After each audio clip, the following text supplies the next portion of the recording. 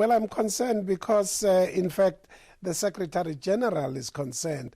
In the last 3 reports of the Secretary General that we've received on Western Sahara, the issue of human rights has been raised. But because Morocco has very powerful friends in the Security Council, they have always denied us the chance even to support the Secretary General on this. And I think this is a way that demonstrates that if it was left to some members of the Security Council, the Security Council would just rally behind what Morocco wants. And we think that is not correct. So is the Security Council then guilty of double standards? It is guilty of double standards, because if it's Myanmar, we are worried about human rights there. If it's Sudan, we're worried about human rights. If it's Democratic Republic of Congo, we're worried about human rights.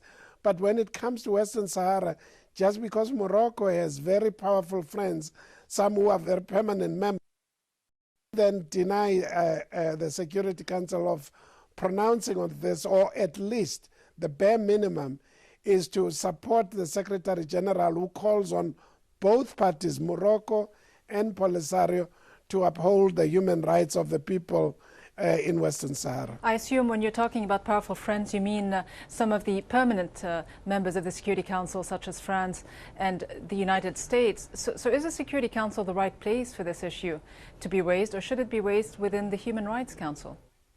The High Commissioner for Human Rights has already prepared a human rights report on the situation in Western Sahara, but it's been held back again because these powerful countries do not want that report to be out.